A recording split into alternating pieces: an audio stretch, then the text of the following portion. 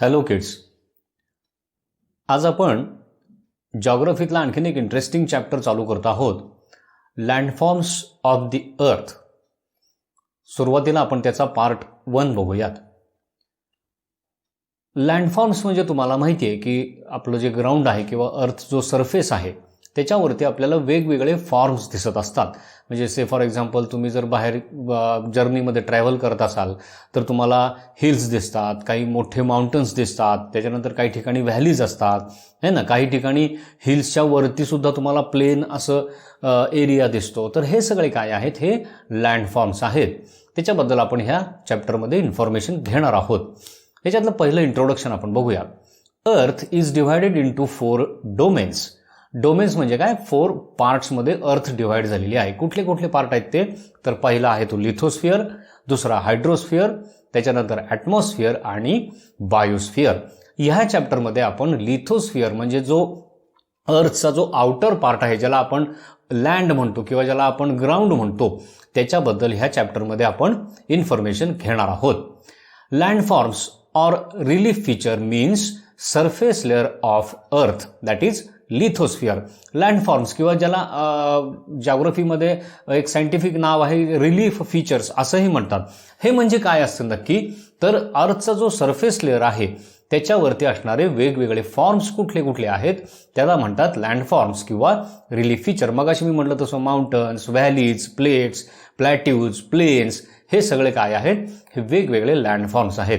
त्याच्याबद्दल माहिती आपण ह्या चॅप्टरमध्ये घेणार आहोत. Earth is undergoing continuous changes due to forces acting inside and outside surface of the earth. आता ही अर्थ जी आहे ही अजून सुद्धा काय आहे, कंटिन्युअसली त्याच्यामध्ये चेंजेस होत असतात. आपल्याला वाटतं की अर्थमध्ये काही चेंजेस होत नाहीत, पण तसं नाहीये. हे चेंजेस इतके स्लो असतात की ते आपल्याला जाणवत सुद्धा नाहीत. म्हणजे एखादा चेंज ॲपिअरंटली आपल्याला जाणवायला किंवा दिसायला it takes hundreds or thousands of years. तर हे जे चेंजेस आहेत हे का होत असतात, due to forces acting inside and outside the surface of the earth. हे चेंजेस का होत असतात, कारण अर्थच्या आतमध्ये तुम्ही बघितलंय की अर्थच्या आतमध्ये काय आहे, पूर्णपणे मॅग्मा आहे, त्याची मुवमेंट होत असते. त्याच्यानंतर अर्थचं वरचं जे क्रस्ट म्हणतो किंवा जे कव्हर म्हणतो, ज्याला आपण लँड म्हणतो, त्याच्यामध्ये काही मुवमेंट होत असते. त्याच्यानंतर अर्थच्या वरती सुद्धा विंड आहे, त्याच्यानंतर वॉटर करंट्स आहेत, वॉटर फ्लो आहे, त्या रिव्हर्स आहेत, ओशन्स आहेत, ह्या सनलाईट आहे, ह्या सगळ्यामुळे सुद्धा काय होत असतं, चेंजेस होत असतात. म्हणजे काय की अर्थच्या आतमध्ये पण काही फोर्सेस काम करत असतात, तसंच अर्थच्या सरफेसवरती पण काही फोर्सेस काम करत असतात आणि त्याच्यामुळं अर्थच्या सरफेसमध्ये आपल्याला वेगवेगळे चेंजेस झालेले दिसून येतात. बघा त्या पिक्चरमध्ये तुम्हाला दिसतंय अर्थचा एक सेक्शन दाखवलेला आहे, त्याच्यामध्ये अर्थचा तुम्हाला इंटिरियर पार्ट दिसतोय रेड कलरमध्ये. तर तिथं काही मुवमेंट होत असतात, वरच्या बाजूला काही मुवमेंट होत असतात. तर ह्या मुवमेंट्स आणि हे फोर्सेस काय आहेत आपण थोडं बघूया. Forces generated on and under the earth surface result in 2 kinds of processes. आता हे जे फोर्सेस आहेत, काही फोर्सेस जे आहेत ते एक्सटर्नली काम करत असतात, काही फोर्सेस इंटरनली अर्थच्या आतल्या बाजूने काम करत असतात आणि ह्याच्यामुळं 2 प्रकारच्या प्रोसेसेस आपल्याला बघायला मिळतात. पहिली आहे त्यातली ती म्हणजे endogenic process. Endogenic means internally काम करणारी प्रोसेस, आणि दुसरी प्रोसेस म्हणजे exogenic process, that is external process. म्हणजे ज्या प्रोसेसमध्ये इंटरनल फोर्स काम करत असतात that is called endogenic process, आणि ज्या प्रोसेसमध्ये एक्सटर्नल फोर्स काम करत असतात that is called exogenic process. आता त्यातला पहिला आपण बघूया, that is endogenic process. Endogenic म्हणजे मी मगाशी तुम्हाला सांगितलं की forces acting inside from inside of the earth. Some forces act within the earth and bring changes in earth's crust.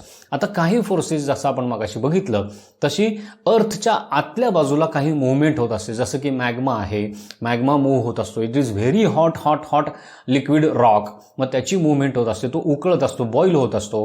त्याच्यानंतर काही गॅसेस त्याच्यातनं प्रोड्यूस होत असतात, ते गॅसेस तिथं आतमध्ये इकडे तिकडे मूव्ह होत असतात आणि ह्याच्यामुळे आतमध्ये अर्थच्या काही प्रेशर फोर्सेस तयार होतात आणि त्याच्यामुळे काय होतं, अर्थच्या वरच्या बाजूला आपल्याला त्याचे इफेक्ट्स किंवा चेंजेस दिसून येतात. तिथं साईड पिक्चर दाखवलेले बघा. Endogenic means acting inside the earth, अर्थच्या आतमध्ये काम करणारे. मग तिथं एक व्होल्कॅनो दाखवलेला आहे. आता व्होल्कॅनो म्हणजे तुम्हाला माहिती आहे की जो मॅग्मा असतो, जो लिक्विड रॉक असतो, हॉट मोल्टन, तो काय होतो, अर्थच्या सरफेसमधनं कुठनं तरी होलमधनं तो बाहेर पडतो. पण अर्थमध्ये मॅग्माची जी मुव्हमेंट आहे ती मात्र काय असते, अर्थ क्रस्टच्या आतल्या बाजूला चालू असते. तसंच दुसऱ्या शेजारच्या पिक्चरमध्ये तुम्हाला दिसते अशी ग्राउंडच्या खाली अशी रेड कलरची सर्कल्स दाखवलेत, म्हणजे जो अर्थक्वेक आहे तो सुद्धा काय होत असतो, आतमध्ये कुठंतरी मुवमेंट होते आणि त्याचं रिझल्ट आपल्याला अर्थक्वेकमध्ये वरती दिसत असतो. तर हे झाले एंडोजेनिक फोर्सेस. आता त्याच्याबद्दल आणखीन थोडं आपण माहिती घेऊया. The continental drift theory and the plate tectonic theory म्हणजे काय? कॉन्टिनेंटल ड्रिफ्ट थेअरी किंवा प्लेट टेक्टॉनिक. आता तुम्हाला माहिती आहे, तुम्ही जर वर्ल्डचा जर मॅप बघितला तर तुम्हाला काय दिसतं, लँडचे असे मासेस दिसतात, जसं तिथं खाली पिक्चरमध्ये दाखवलेले आहेत बघा. लँड मासेस वेगळे वेगळे झालेले असतात आणि त्याच्यामध्ये सगळं काय आहे, ओशन वॉटर किंवा सी वॉटर आहे. मग हे लँडचे मासेस म्हणजे काय आहे, हे जे तुकडे, हे जे पीसेस आहेत हे काय आहेत, they are like a plate. आता तुम्ही एक काम करू शकता, तुमच्याकडे जर वर्ल्ड मॅप असेल तर त्याच्यातले जे लँड मासचे जे पार्ट आहेत ते जर तुम्ही बरोबर त्याच्या बॉर्डरवरती कट केले आणि सगळे जर एकत्र जुळवले तर तो तुम्हाला एक वन पीस लँडमास तयार झालेला दिसतो. ह्याचा अर्थ काय, पूर्वीच्या काळी हे सगळे एकत्रच होते. बघा त्या स्लाइडमध्ये तुम्हाला पिक्चरमध्ये दिसतंय, सगळ्यात पहिलं जे लेफ्ट राईट साईडचं वरचं पिक्चर दिसतंय त्याच्यामध्ये ते सगळे काय आहेत, पीसेस एकत्र आहेत. नंतर मग ते काय झालेत, हळूहळू एकमेकांपासून लांब व्हायला लागलेले आहेत. आणि सगळ्यात लास्ट कॉर्नरमधलं जे पिक्चर दिसतंय तिथं आत्ता जी सिच्युएशन आहे ती तुम्हाला दिसते. म्हणजेच हे काय आहेत, ह्या ज्या प्लेट्स आहेत किंवा हे कॉन्टिनेंट्स आपण ज्याला म्हणतो, हे कॉन्टिनेंट्स जे आहेत हे एकमेकांपासून काय आहेत, लांब जवळ सरकत असतात. That is called continental drift theory किंवा plate tectonic theory. Crust of the earth is divided into plates. जसं खाली दाखवलंय तसं अर्थचं क्रस्ट जे आहे ते वेगवेगळ्या प्लेट्समध्ये डिव्हाइड झालेले आहे. And are in constant motion due to these internal forces. आणि ह्या ज्या प्लेट्स आहेत किंवा हे जे कॉन्टिनेंटल पीसेस आहेत हे काय होत असतात, आतला जो फोर्स आहे अर्थच्या आतला, त्याच्यामुळं कंटिन्युअसली त्यांच्यामध्ये मोशन किंवा मुव्हमेंट तुम्हाला बघायला मिळत असते. This process lead to upliftment and sinking of Earth's surface at several places. आता ही जी त्या प्लेट्सची जी मुव्हमेंट आहे, ह्या मुव्हमेंटमुळे काय होतं तर काही ठिकाणी त्या प्लेटचा पार्ट किंवा तो ग्राउंडचा लँडचा जो पार्ट आहे तो अपलिफ्ट होतो, म्हणजे वर उचलला जातो. काही ठिकाणी तो काय होतो, सिंक होतो. बघा शेजारच्या पिक्चरमध्ये तुम्हाला दिसतंय त्या एकदम खाली मॅन्टल जे लिहिलेलं आहे तिथं वरती असा ब्लॅक कलरचा जो बेल्ट दिसतोय, दॅट इज कॉन्टिनेंटल प्लेट. आणि त्याच्यावरती 3 वेगळी वेगळी पिक्चर्स दाखवलेली आहेत. पहिल्या पिक्चरमध्ये काय दिसतंय तुम्हाला तर त्या 2 प्लेटनी एकमेकांना प्रेस केलेलं आहे आणि मधला पोर्शन असा अपलिफ्ट झालेला आहे, म्हणजे उचलला गेलेला आहे, एलिव्हेट झालेला आहे.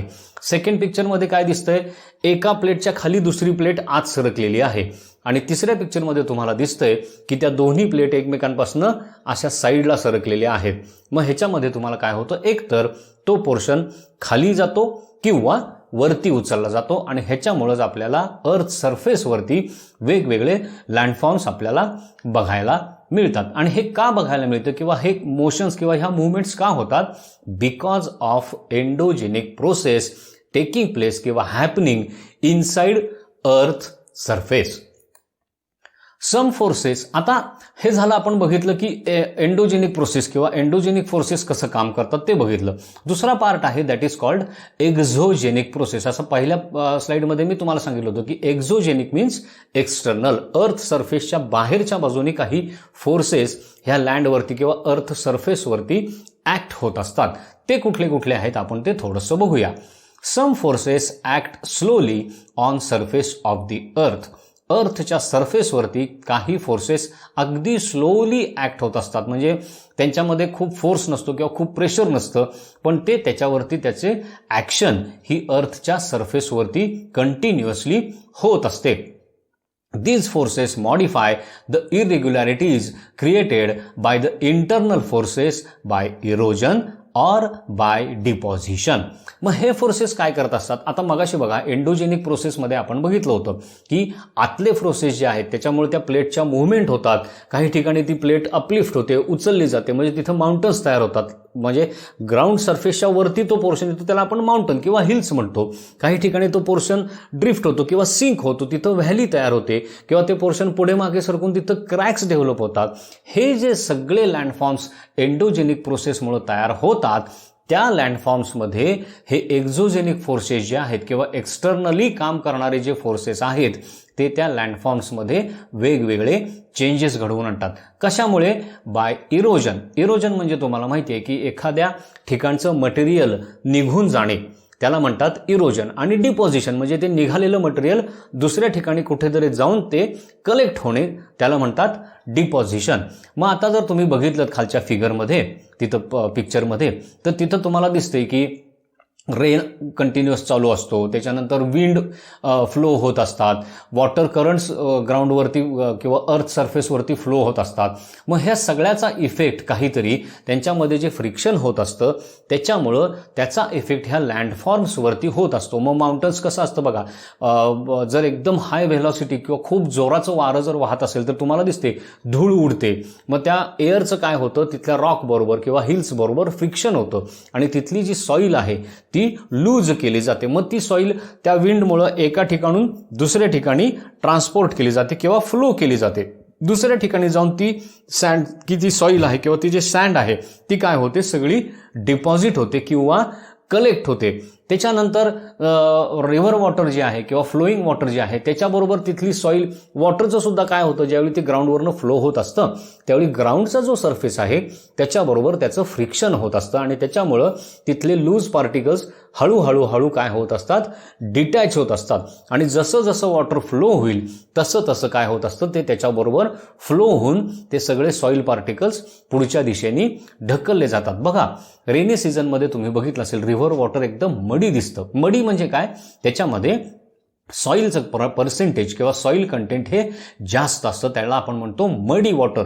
मग हा मड येतो कुठनं, ज्यावेळी एखाद्या हिलवरती पाऊस पडतो किंवा एखाद्या माउंटनवरती रेनिंग होतं त्यावेळी त्या माउंटन स्लोपवरनं हे पाणी खूप स्पीडने खाली फ्लो व्हायला लागतं. स्पीडने फ्लो होत असताना काय करतं, तिथली लूज सॉईल असेल किंवा तिथला जो रॉक असेल ज्याच्यावरनं ते पाणी फ्लो होतंय त्या रॉकचा सरफेस एरिया तो काय करत असतो, घासून त्यातले पार्टिकल लूज करत असतो आणि ते पार्टिकल सगळे त्या वॉटरमध्ये मिक्स झालेले असतात. That is Y that water looks मडी. आता बघा हे जे सॉईल पार्टिकल्स आहेत हे ज्यावेळी वॉटरचा करंट स्पीड असतो वॉटर फ्लोला त्यावेळी ते वॉटरबरोबर पुढं कॅरी फॉरवर्ड केले जातात. पण ज्यावेळी हा वॉटरचा स्पीड कमी होतो त्यावेळी काय होतं, हे हेवी पार्टिकल्स तिथे काय होतात, खाली सेटल व्हायला लागतात आणि ते डिपॉझिट होतात. त्या पिक्चरमध्ये सुद्धा जर तुम्ही शेजारच्या बघितलं तर तुम्हाला दिसतंय की वरती रेन वेदरिंग लिहिलेलं आहे, तिथं रेन आहे, विंड करंट आहेत, त्याच्यानंतर आईस आहे, फ्रीजिंग कंडिशन्स आहेत. ह्याच्यामुळं काय होतं, ह्या तिन्ही फॅक्टर्समुळं तिथली सॉईल जी आहे किंवा तिथले रॉक्स जे आहेत त्याचे पार्टिकल्स लूज होऊन त्याच्यापासून निघायला लागतात. नंतर त्या स्लोपवरनं तो जो पडलेला रेन आहे तो रिव्हरच्या फॉर्ममध्ये फ्लो व्हायला लागतो. फ्लो होत असताना सुद्धा तो काय करतो, त्या माउंटनच्या स्लोप्सवरतं किंवा ज्या प्लेनवरनं ती रिव्हर फ्लो होतीये तिथली सॉईल ते आपल्याबरोबर वॉटर खाली कॅरी करत असतं. आणि सगळ्यात एंडला जर तुम्ही बघितलं तिथं डिपॉझिशन असं लिहिलेलं आहे बघा. त्या डिपॉझिशनच्या ठिकाणी काय होतं की तिथं ते सगळे वर्ण त्यांनी इरोड करून आणलेले जे पार्टिकल्स आहेत ती तिथं डिपॉझिट होतात. तिथं बघा त्या ग्रीन सर्कलमध्ये तुम्हाला काही ठिकाणी असे वॉटरमध्ये पॅचेस दिसत आहेत बघा. ते काय आहे, ते वर्ण जे काही त्यांनी सॉईल आणलेली आहे ती तिथं डिपॉझिट झालेली आहे. म्हणजे पहिल्यांदा वेदरिंग होतं. वेदरिंगसाठी रिझन कोण कोण आहेत, विंड करंट्स आहेत, नंतर वॉटर फ्लोईंग वॉटर आहे, सनलाईट आहे, आईस किंवा ग्लेशियर्स आहेत. त्याच्यामुळं वेदरिंग होतं म्हणजे सॉईल पार्टिकल लूज होतात. त्याच्यानंतर जो रेन किंवा जे फ्लोईंग वॉटर आहे, ग्लेशियर्स मेल्ट झाल्यामुळं वॉटर फ्लो व्हायला लागतं, रेनिंगमुळे वॉटर फ्लो व्हायला लागतं. तर त्याच्यामुळं मधल्या पोर्शनमध्ये तुम्हाला इरोजनचा बेल्ट दिसेल. तिथं रेड कलरचा ॲरो आणि तिथं इरोजन लिहिलेलं आहे बघा. आणि सगळ्यात शेवटी ज्यावेळी ते वॉटर स्टॅग्नंट होतं किंवा थांबतं किंवा त्याचा स्पीड कमी होतो तिथं ते सगळं जे मटेरियलवरनं काही रिव्हरमधनं आलेलं आहे ते सगळं डिपॉझिशन होत असतं. तर हे सगळे काय आहेत, हे एक्सटर्नली म्हणजे अर्थ सरफेसच्या बाहेरून ॲक्ट करणारे फोर्सेस आहेत. That is why they are called exogenic forces. आता थोडंसं डिटेलमध्ये जर तुम्ही बघितलं तर erosion is wearing away of the surface of the earth. Erosion म्हणजे काय, तर अर्थचा जो सरफेस आहे किंवा सरफेसवरची जी सॉईल, रॉक, जे काही मटेरियल आहे ते हळूहळू काय होतं, विदर आउट होत जातं किंवा विअर होत जातं. हळूहळू ते झिजायला लागतं किंवा कमी कमी व्हायला लागतं. त्याला म्हणलं जातं erosion. It causes lowering of the surface. निश्चित आता बघा, एखाद्या ठिकाणी तुम्ही समजा एखाद्या ग्राउंडमध्ये खड्डा काढलात किंवा वरची जर सॉईल काढून टाकलीत एखाद्या पर्टिक्युलर छोट्या पार्टमधली, तर कडेचा जो पार्ट आहे त्या ग्राउंडचा त्याच्यापेक्षा जिथली सॉईल तुम्ही काढून घेतली तो पार्ट काय होतो, लोअर होतो. म्हणजे इरोजनमुळे काय होतं, लोअरिंग ऑफ द सरफेस होतं. इथं पिक्चरमध्ये सुद्धा तुम्हाला ते दिसतंय बघा की एका ठिकाणी तो वरच्या बाजूला ते rock weathering causes the rocks to break down, म्हणजे ते रॉक्स जे आहेत ते ब्रेक झालेले आहेत आणि त्याचे छोटे छोटे पार्टिकल्स तयार झालेले आहेत. आणि शेजारच्या पिक्चरमध्येच तिथं तुम्हाला दिसते की रेनमुळे काय झाले, ते पार्टिकल्स सगळे फ्लो होऊन खालच्या दिशेला आलेले आहेत. तर दिस इज प्रोसेस ऑफ इरोजन. मग आता याच्यासाठी विंडमुळे सुद्धा इरोजन होतं आणि वॉटर करंट्समुळे सुद्धा इरोजन होत असतं. आता त्याचा अपोजिट पार्ट कुठला, तर डिपॉझिशन. म्हणजे मगाशी मी तुम्हाला म्हणलं तसं की ते जे काही फ्लो करून आणलेलं वॉटरनी मटेरियल आहे, हेवी मटेरियल, सॉईल पार्टिकल्स किंवा रॉकचे पार्टिकल्स, ते येऊन कुठेतरी डिपॉझिट होतात. The rebuilding earth surface is done by deposition. आता ज्या ठिकाणी ते मटेरियल डिपॉझिट होतं तिथं काय होतं, तो सरफेस जो आहे तो काय होतो, अपलिफ्ट होतो, म्हणजे उचलला जातो किंवा रिबिल्ड होतो. म्हणजे थोडक्यात मगाशी तुम्ही जो तिथं खड्डा काढला त्याची माती तुम्ही दुसरीकडे टाकता, मग तिथं काय होतो, तिथं असा उंचवटा तयार होतो, म्हणजे थोडासा अपलिफ्टेड पोर्शन तयार होतो. आता ही जी प्रोसेस आहे, the process of dropping sediments by water or wind is deposition. तर पहिल्या पिक्चरमध्ये तुम्ही जर बघितलं तर तिथं सँड डिपॉझिट झालेली दिसते. ही सँड कशी असते, तर आता तुम्ही बघता ज्यावेळी वावटळ किंवा मोठं वादळ स्टॉर्म होतं किंवा जोरात वारं सुटतं त्यावेळी काय होतं, लूज सॉईल जी असते ती त्या विंडमुळे काय होती, ब्लो ऑफ केली जाते. मग ती एका ठिकाणून उचललेली सॉईल काय होते, दुसऱ्या ठिकाणी जिथं कुठं विंडचा स्पीड कमी होईल तिथं पुन्हा ती काय होते, ग्राउंडवरती सेटल डाऊन होते. मग हे जर सॉईल खूप मोठ्या प्रमाणात असेल तर काय होतं, जिथनं ती सॉईल काढली गेली तो पोर्शन लोअर होतो आणि जिथं जाऊन ती सॉईल पडली तो पोर्शन काय होतो, हाईटला जास्त होतो. म्हणजे तिथला जो सरफेस आहे तो रिबिल्ड होतो. त्याच्या शेजारीच एक पिक्चर तुम्हाला रिव्हरचं दिसतंय बघा, आणि तिथं रेड लाईननी जो मार्क केलेला जो एरिया आहे तो काय आहे, वरनं त्या रिव्हरमधनं आलेली जी सॉईल आहे, सँड आहे, ती तिथं येऊन काय झालेली आहे, सगळी डिपॉझिट झालेली आहे. म्हणजे तिथं सुद्धा काय झालेलं आहे, नवीन सरफेसवरती नवीन स्ट्रक्चर तयार झालेलं आहे. म्हणजे बघा इथं दोन प्रोसेसेस झालेल्या आहेत, एक तर इरोजन आणि दुसरी गोष्ट म्हणजे डिपॉझिशन. मग इरोजनमुळे काय होतं, तर तो जो सरफेस आहे तो लोअरिंग होतं, म्हणजे तिथं खड्डा तयार होतो किंवा तो इतर ग्राउंड सरफेसपेक्षा थोडासा डीप जातो. आणि दुसऱ्या बाजूला जिथं डिपॉझिशन होतं तिथं अपलिफ्टमेंट होते किंवा तो पोर्शन वरती नॉर्मल ग्राउंड लेवलपेक्षा थोडासा वरती उचलला जातो. The process of erosion and deposition is mainly carried by running water, winds, glaciers and sea waves. आता ही जी इरोजन किंवा ही डिपॉझिशन ही जी प्रोसेस आहे ही मेनली कोणामुळे केली जाते किंवा कोण हे करतं, तर सगळ्यात महत्त्वाचं म्हणजे रनिंग वॉटर आहे, त्याच्यानंतर विंड्स आहेत, ग्लेशियर्स म्हणजे तुम्हाला माहिती आहे it's a river of ice, आणि सी वेव्स. बघा मागाचंच पिक्चर इथं तुम्हाला आता दिसतंय, त्याच्यामध्ये जर तुम्ही बघितलं तर वरच्या पोर्शनमध्ये तुम्हाला दिसतोय रेन आहे, तिथं विंड करंट्स आहेत, त्याच्यानंतर ग्लेशियर आहे किंवा फ्रीजिंग झालेलं आहे. मग त्या ठिकाणी बेसिकली कुठली प्रोसेस होते, तर वेदरिंगची प्रोसेस होते. आणि मग हे जे विंड आहेत किंवा फ्लोईंग वॉटर जो आहे तो मधला जो पार्ट दिसतोय जिथनं तो वॉटर करंट सुरू झालेला आहे, स्लोपवरनं तो वॉटर करंट फ्लो होत होत ती रिव्हर खालच्या बाजूला येते, तर तो मधला जो पोर्शन आहे म्हणजे माउंटेन्स किंवा हिल्सच्या टॉपपासून ते वॉटर निघालं आणि खाली ओशन्स किंवा मेन वॉटर बॉडीला येऊन मिळालं, त्याचा जो स्लोपी पोर्शन आहे तिथं रेड ॲरो मारलेला आणि तिथं इरोजन असं लिहिलेलं आहे बघा. तर त्या पोर्शनमध्ये काय होतं, हे जे फ्लोईंग वॉटर आहे ते सगळं काय करत असतं, ते इरोड झालेलं जे मटेरियल आहे ते आपल्याबरोबर कॅरी करून डाऊनस्ट्रीमकडे फ्लो करत असतं.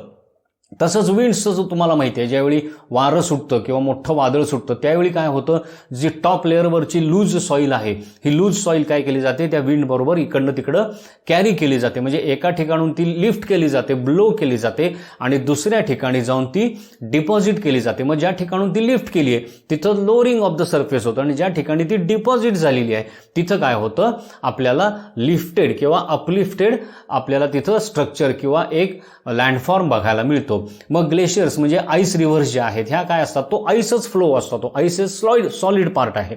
तो फ्लो होत असताना काय करतो, खाली त्याच्या जो रॉक बेड आहे किंवा जी सॉईल आहे किंवा जी लँड आहे त्याच्याबरोबर फ्रिक्शननी काय होत असतं, त्या सॉईलचे किंवा त्या रॉकचे छोटे छोटे पीसेस किंवा पार्टिकल्स तो लूज करून स्वतःबरोबर ते ग्लेशियर आपल्याबरोबर खाली कॅरी करत असतं. त्याच्यानंतर सी वेव्स काय करत असतात, तर समुद्राच्या आतल्या बाजूला जी बॉटमला जी सँड असते, ही सँड किंवा इतर सिल्टिंग मटेरियल जे आहे, सॉईल पार्टिकल्स जे आहेत ते काय करत असतं, ह्या सी वेव्स काय करत असतात, त्यांच्या शोअरवरती आणून टाकत असतात. म्हणजे तिथं सुद्धा एक प्रकारचं आपल्याला डिपॉझिशनच बघायला मिळतं.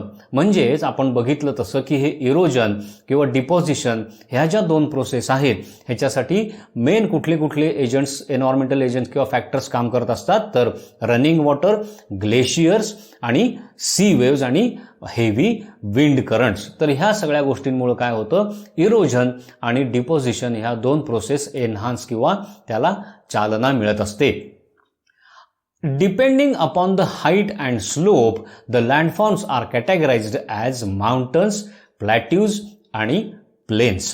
आता बघा, हे जे सगळे लँडफॉर्म्स जे तयार होतात आपण बघितलं, एकतर लँडफॉर्म प्लेन असतो किंवा डिपॉझिशनमुळे तिथं अपलिफ्टमेंट किंवा टेक्टॉनिक प्लेटच्या मुवमेंटमुळे अपलिफ्टमेंट झालेली असते, किंवा दुसरी गोष्ट काय आहे तर तिथनं तो स्क्रॅप करून तिथलं मटेरियल काढून टाकलेलं असतं. मग ह्या ज्या प्रोसेसमुळे काय होतं, आपल्याला वेगवेगळ्या हाईटचे, वेगवेगळ्या स्लोप्सचे, वेगवेगळ्या डेप्थचे वेगवेगळे लँडफॉर्म्स आपल्याला ग्राउंड सरफेसवरती किंवा अर्थच्या सरफेसवरती आपल्याला बघायला मिळतात. बघा, शेजारच्या पिक्चरमध्ये तुम्हाला हे क्लिअर कट दाखवलेलं आहे. जे एका साईडला तुम्हाला माउंटन्स दिसत आहेत. माउंटन्स म्हणजे काय, तर ग्राउंड सरफेसचा अपलिफ्टेड पोर्शन जो असतो त्याला आपण माउंटन म्हणतो. मग जर त्याची हाईट कमी असेल तर आपण हिल्स म्हणतो आणि ह्यूज असतील तर त्याला आपण काय म्हणतो, माउंटन्स. म्हणजे एव्हरेस्ट किंवा आल्प्स हे सगळे काय आहेत, हे माउंटन्स आहेत. आणि आपल्या गावाच्या बाहेर आपण ज्यावेळी ट्रॅव्हल करत असतो त्यावेळी जे छोटे छोटे दिसतात दे आर कॉल्ड हिल्स. त्याच्यानंतर प्लॅट्यूज म्हणजे काय, तर असा जो हिल किंवा माउंटन असतो त्याच्या वरचा पोर्शन जो आहे तो विंडमुळे किंवा रेनमुळे इरोड झालेला असतो आणि तिथे एक प्लेन असा सरफेस तयार झालेला असतो. बघा, तिथं ब्राऊन कलरचा जो माउंटन आहे त्याच्यामधनं ती रिव्हर फ्लो होते आणि त्याच्या वरचा जो पोर्शन आहे तो काय झालेला आहे, फ्लॅट झालेला आहे. म्हणजे तिथलं मटेरियल जे आहे ते विंडमुळे किंवा रेन्समुळे काय झालेलं आहे, इरोड होऊन निघालेला आहे आणि तो फ्लॅट पोर्शन झालेला आहे. म्हणजे असं अपलिफ्टेड फ्लॅट पोर्शन जो असतो त्याला आपण म्हणतो प्लॅट्यूज. आणि ग्राउंड सरफेसला जो प्लेन एरिया आपल्याला बघायला मिळतो ह्यूज, त्याला आपण म्हणतो प्लेन्स. म्हणजे आपण ज्यावेळी म्हणजे आपल्या मराठी भाषेत आपण त्याला माळरान असं म्हणतो. म्हणजे लांब लांबपर्यंत नुसतं प्लेन ग्राउंड तुम्हाला दिसतं, मध्ये हिल्स नसतात किंवा मध्ये व्हॅलीज नसतात, काही नसतं. एका लेव्हलला तुम्हाला ते सगळं ग्राउंड एंडपर्यंत दिसत असतं. They are plains. तिथं दाखवलंय बघा, ग्रीन कलरचं सगळ्यात खाली जे आहे म्हणजे तिथं ती रिव्हर फ्लो होते त्या रिव्हरच्या लेव्हलला जो प्लेन सगळा एरिया दिसतोय they are called plains. So here ends the part 1 of this chapter. आता ह्या पार्ट 1 मध्ये आपण काय काय बघितलं, तर पहिलं बघितलं म्हणजे अर्थचे डोमेन्स कुठले कुठले आहेत. लिथोस्फिअर, हायड्रोस्फिअर, ॲटमॉस्फिअर आणि बायोस्फिअर. त्यातलं लिथोस्फिअर म्हणजे काय आपण ते बघितलं. त्याच्यानंतर लँडफॉर्म्स किंवा रिलीफ फीचर्स म्हणजे काय, तर हा जो वरचा सरफेस आहे त्याचे वेगवेगळे आपण पार्ट्स बघितले. त्याच्यानंतर आपण बघितलं की अर्थ जी आहे ही कंटिन्युअसली चेंज होत असते. त्याच्या आतनं आणि बाहेरनं काही फोर्सेस काम करत असतात आणि त्या फोर्सेसमुळं आपल्याला अर्थच्या सरफेसवरती वेगवेगळे चेंजेस किंवा वेगवेगळे लँडफॉर्म्स बघायला मिळतात. त्याच्यात दोन प्रकारचे प्रोसेसेस आपण बघितल्या. एक आहे ती म्हणजे endogenic which acts from within the earth किंवा from internal side of the earth, आणि दुसरी म्हणजे एक्झोजेनिक प्रोसेस म्हणजे जी एक्सटर्नल साईडनी म्हणजे बाहेरच्या बाजूनी अर्थवरती काम करत असते किंवा अर्थ सरफेसमध्ये चेंजेस करत असते. एंडोजेनिक फोर्सेसमध्ये आपण काही गोष्टी बघितल्या. त्याच्यामध्ये आपण कॉन्टिनेंटल ड्रिफ्ट थेरी किंवा प्लेट टेक्टॉनिक थेरी आपण बघितली की जो लँडमास जो पूर्ण वरती ग्राउंड जे आहे ते वेगवेगळ्या पीसेसमध्ये तुटलेलं किंवा त्याचे पीसेस आहेत and they are called plates आणि त्याच्यात मुवमेंट होत असते. मग ह्या प्लेटच्या मुवमेंटमुळे आपल्याला काही ठिकाणी अपलिफ्टमेंट बघायला मिळते, काही ठिकाणी सिंकिंग बघायला मिळतं. ते आपण ह्याच्यामध्ये बघितलं आणि त्याच्यामुळे सुद्धा काही वेगवेगळे लँडफॉर्म्स तयार झालेले आपल्याला दिसतात. त्याच्यानंतर आपण एक्झोजेनिक फोर्सेस बघितलं. बाय इरोजन, बाय डिपोजिशन हे फोर्सेस ऍक्ट होत असतात. त्याच्यात मग इरोजन म्हणजे काय, डिपोजिशन म्हणजे काय ते बघितलं आणि नंतर आपण बघितलं की ह्याच्या एक्झोजेनिक प्रोसेसमध्ये किंवा इरोजन आणि डिपोजिशनसाठी कारणीभूत कुठले कुठले फॅक्टर्स आहेत. त्याच्यामध्ये रनिंग वॉटर, विंड्स, ग्लेशियर्स आणि सी वेव्स हे बघितलं आणि सगळ्यात एंडला आपण बघितलं ह्या पार्टच्या की कुठले कुठले लँडफॉर्म्स आपण कॅटेगराईज केलेले आहेत. त्याच्यामध्ये माउंटन्स, प्लॅट्यूज आणि प्लेन्स हे मेन लँडफॉर्म्स आपण कॅटेगराईज केलेले आहेत. तर इथं ह्या चॅप्टरचा पार्ट 1 आपला संपतो. ह्याचा व्हिडिओ, ह्याचं सगळं स्टडी मटेरियल आपल्या ॲपवरती लोड केलेलं आहे. हा व्हिडिओ पुन्हा एकदा बघा. नीट एक्झोजेनिक प्रोसेस म्हणजे काय, एंडोजेनिक प्रोसेस म्हणजे काय, कुठले कुठले फॅक्टर्स हे काम करतात हे सगळं व्यवस्थित समजून घ्या. कारण पुढचा सगळा ह्या चॅप्टरचा जो पार्ट आहे तो मेनली ह्या प्रोसेसवरती आणि त्याच्यावरती डिपेंड असल्यामुळं ते तुम्हाला समजणं खूप गरजेचं आहे. आणि त्याच्यानंतर स्लाइड्स बघून तुमच्या स्वतःच्या नोट्स प्रिपेअर करा त्या पॉईंट्सवरनं आणि नंतर क्विज आणि वर्कशीट सॉल्व करा. So here ends the part 1 of landforms of the earth. Thank you.